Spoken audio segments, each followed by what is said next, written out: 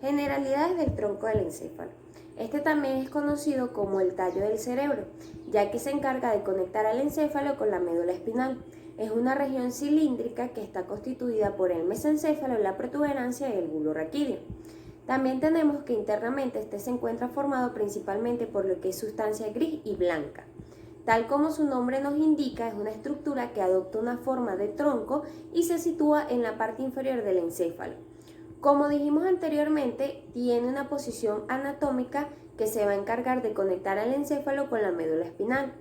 Encima de este encontramos regiones como lo pueden ser el diencéfalo, que está formado a su vez por el tálamo, el hipotálamo, el subtálamo y el epitálamo.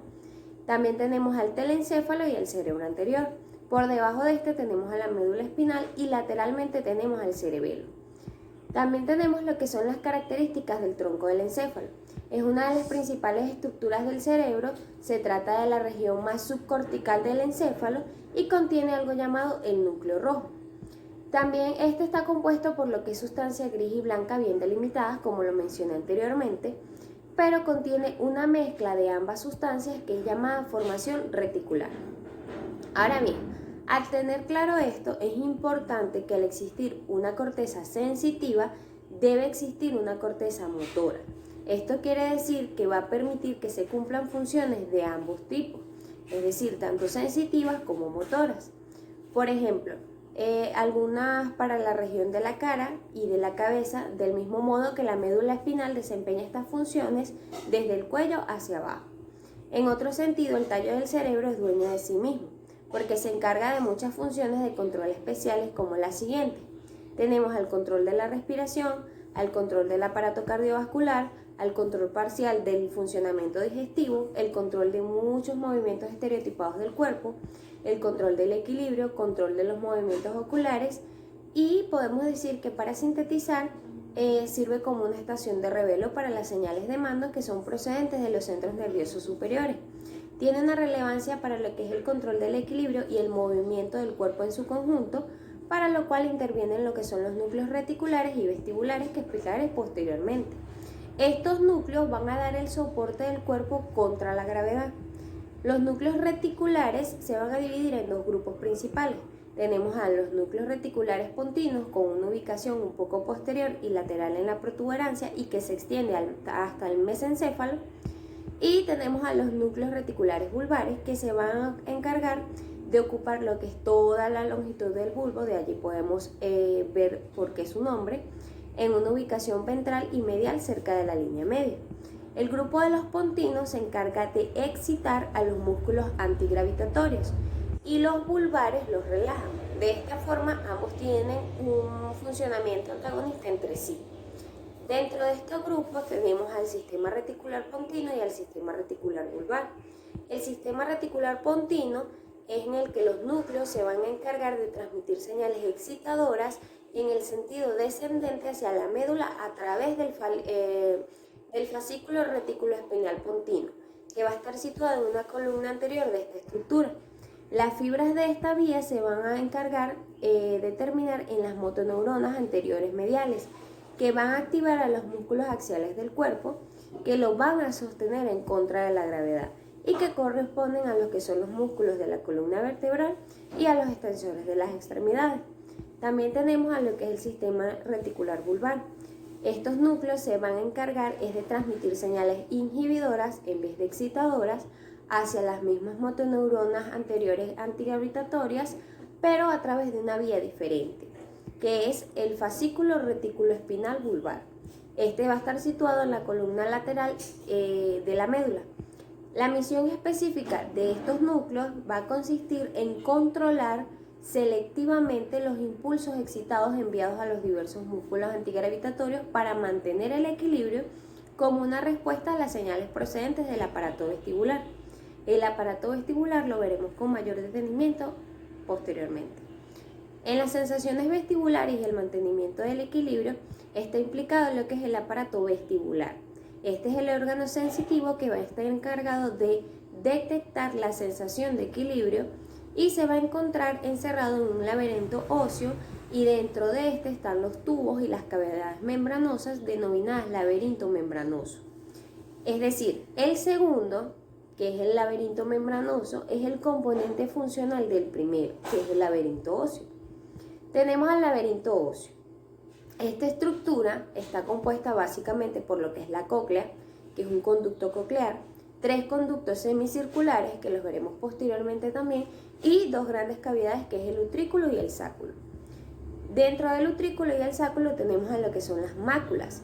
Estas son los órganos sensitivos del utrículo y el sáculo, que se encargan de detectar la orientación de la cabeza con respecto a la gravedad y están situadas en la cara interna de cada uno de estos, pero tienen ubicaciones y funciones distintas. Por ejemplo, la mácula del utrículo queda básicamente en un plano horizontal de la superficie inferior y cumple con la función importante de determinar la orientación de la cabeza cuando ésta se encuentra en una posición vertical.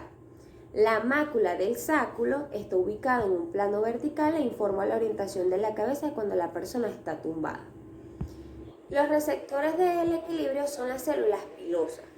Estas son células epiteliales que están modificadas y se les denomina así por sus extensiones pilosas, es decir, que le dan forma de pilares. Cada una de estas células pilosas están conformadas por células de sostén, que como su nombre lo indica, se encargan de dar soporte a sus células epiteliales y contienen pequeños cilios delgados que son llamados estereocilios, que van de menor a mayor, aumentan su altura hasta llegar a unos cilios más grandes que son llamados cinetocilios. Y estos están conectados por puentes casi invisibles que son llamadas conexiones filamentosas. Y estas están conectadas a su vez a lo que es el nervio vestibular.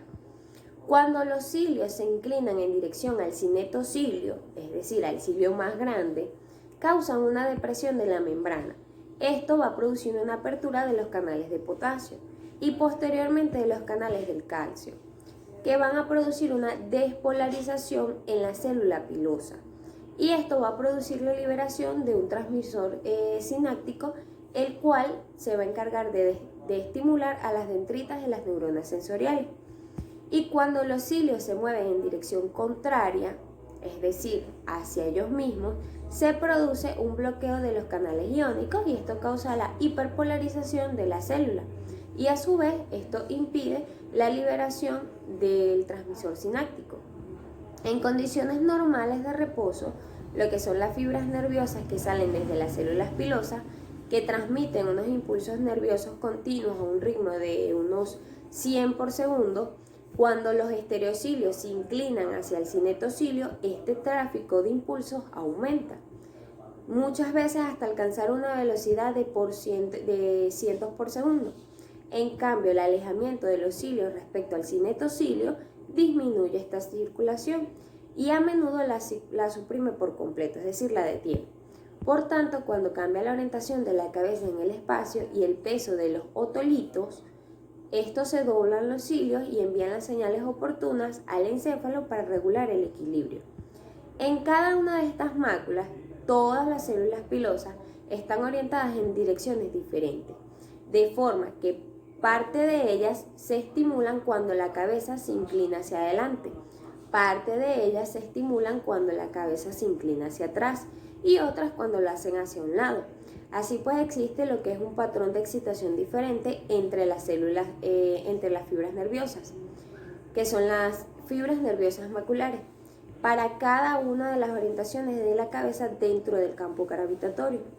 Es este patrón el que informa al cerebro sobre la posición de la cabeza en el espacio. Y por último tenemos a lo que son los conductos semicirculares, que los mencioné anteriormente, y va a constar de 3. El anterior, el posterior, el horizontal o lateral. Y cada uno de estos va a estar formado por dilataciones llamadas ampollas y estas van a estar llenas de un líquido llamado endolinfa. Las ampollas van a tener un área llamada cresta ampollar, en la cual tienen células pilosas sensoriales y las prolongaciones de estas van a estar en una membrana gelatinosa llamada cúpula y tienen una disposición más elevada que la endolinfa.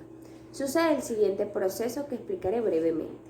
Dentro de la ampolla, la endolinfa empuja a la cúpula en dirección opuesta, doblando los filamentos de las células ciliares, lo cual va a producir un aumento de la descarga de estímulos en las fibras nerviosas. y un movimiento opuesto de la cúpula. Esto va a inhibir la actividad neuronal y de esto va a depender la dirección en la cual se inclinen los cilios hacia el cinetocilio o hacia los estereocilios. Esto quiere decir que cada tipo de rotación va a estimular cierto conducto semicircular y este a su vez doblará de forma distinta la cúpula. Está claro que la integración de muchas de las funciones motoras estereotipadas del ser humano tienen lugar en el tronco del encéfalo.